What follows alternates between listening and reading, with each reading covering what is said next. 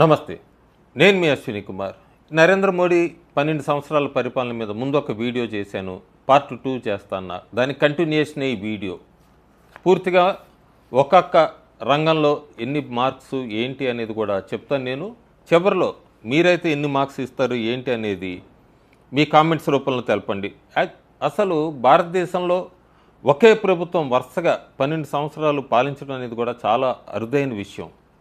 ఆర్థికంగా దేశాన్ని నిలబెట్టడం నుండి ప్రపంచ దేశాల్లో భారత్ పేరు మారుమోగేలాగా చేయటం వరకు మోడీ పాలన అనగానే పెద్ద పెద్ద ప్రాజెక్టులు వేగం, స్థిరత్వం ఇవన్నీ కూడా గుర్తుకొస్తాయి. కానీ అసలు నిజాలు ఏం చెప్తున్నాయో ఒకసారి వివరంగా చూద్దాం. ఆర్థిక వ్యవస్థ చూస్తే మనం ఎకానమీ గత ప్రభుత్వాల కాలంలో ఆర్థికంగా బాగా వెనుకబడిన దేశాల జాబితాలో ఉన్న భారతదేశాన్ని ఈరోజు ప్రపంచంలో అత్యంత వేగంగా ఎదుగుతున్న నెంబర్ 1 దేశంగా మార్చారు. బ్యాంకుల అప్పుల సమస్యల్ని చక్కదిద్దటం, ప్రభుత్వ ఖర్చుల్ని అదుపులో ఉంచటం, ధరల్ని కంట్రోల్ చేయటం ఈరోజు మన దేశ ఆర్థిక పునాదులు చాలా బలంగా కనబడుతున్నాయి. సో ఎకానమీ చూసుకుంటే మనం స్కేల్ 10 మార్కులకి 9 మార్క్స్ ఇవ్వచ్చు, 9 మార్క్స్ ఇవ్వచ్చు ఎకానమీకి.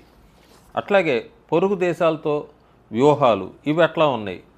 సరిహద్దుల్లో కేవలం గొడవలు జరిగినప్పుడు స్పందించడమే కాకుండా శత్రువులకి ముందే భయం పుట్టించేలాగా మన ఆర్మీని బాగా పటిష్టం చేసింది మోడీ ప్రభుత్వం.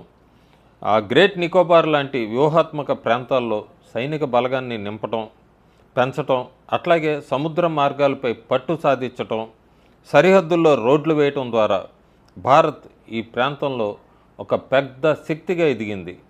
సో ఫారిన్ కంట్రీస్తో ముఖ్యంగా పొరుగు దేశాలతో వ్యూహాలు వీటి మీద మనం 10 మార్క్స్కి చూస్తే కనుక 9 ఇవ్వచ్చు స్కేల్ మీద. మీరైతే ఈ విషయం మీద ఎంత ఇస్తారో కామెంట్లో చెప్పండి. డిఫెన్స్ చూసుకుంటే మనం రక్షణ రంగం మన దేశంలో తయారైన ఆయుధాలని విదేశాలకు అమ్మటంలో సరికొత్త రికార్డులు సృష్టించాం.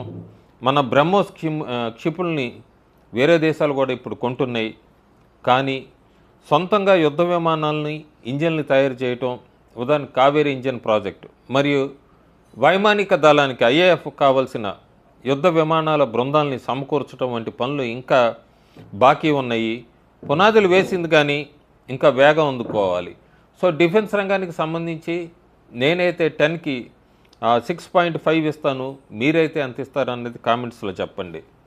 ధరల నియంత్రణ, ఇన్ఫ్లేషను. ఈ ఇన్ఫ్లేషన్ చూసినప్పుడు మనం కరోనా మహమ్మారి, ఆ తర్వాత ప్రపంచంలో ఒక 2 యుద్ధాలు జరగటం, దేశాల ఆంక్షలు ఉన్నప్పటికీ మన దేశంలో ధరలు ఆకాశాన్ని అంటకుండా అదుపు చేయగలిగారు. గత దశాబ్దంలో ఉన్న ఈ వస్తువుల ధరల మంటతో పోలిస్తే ఇది ప్రజలకి చాలా ఊరటనిచ్చే ఒక పెద్ద నిశ్శబ్ద విజయం అని చెప్పచ్చు.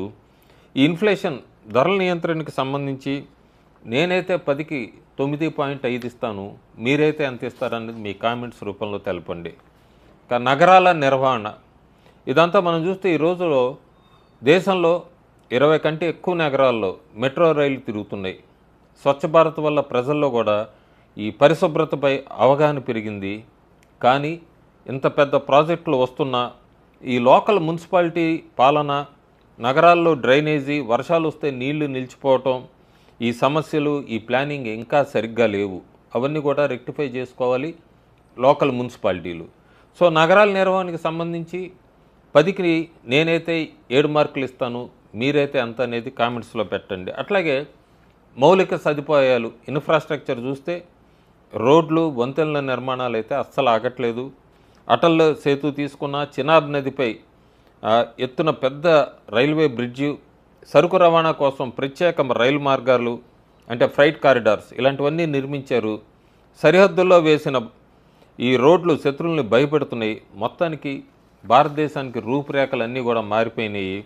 సో ఇన్ఫ్రాస్ట్రక్చర్ పరంగా చూస్తే 10 మార్కులకి నేనైతే 9 ఇస్తాను. మీరైతే ఎంత అనేది మీ కామెంట్స్లో తెలపండి. అట్లాగే విద్యారంగం, ఎడ్యుకేషన్లో ముఖ్యంగా ఈ కొత్త జాతీయ విద్యా విధానం NEP 2020 తీసుకురావటం, మన సంస్కృతిని ఈ పాఠాల్లో చేర్పించడం ఇవన్నీ కూడా మంచి విషయాలు. కానీ తరచుగా ఈ మధ్య ఈ ఎగ్జామ్ పేపర్ లీకులు, కాలేజీలో పాతకాలపు ఆలోచనలు, గొడవలు ఇవన్నీ మారలేదు. అక్కడ ఇంకా గట్టిగా మార్పులు తీసుకురావాల్సిన అవసరం ఎంతైనా ఉంది. ఈ ఎడ్యుకేషన్కి సంబంధించి అయితే 10కి నేనైతే 6.5 మార్కులు ఇస్తాను. మీరు మీ కామెంట్స్లో తెలపండి మీరైతే ఎంత అని. అట్లాగే పర్యావరణ, దేశంలో అడవులు చెట్ల శాతం పెరిగింది. ఈ సోలార్ విద్యుత్ ఉత్పత్తిలో భారతదేశం ముందుకు దూసుకెళ్తోంది.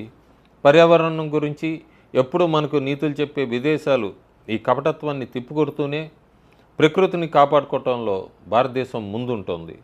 సో పర్యావరణ పరంగా చూస్తే నేను 10 మార్కులకి 8 మార్కులు ఇస్తాను.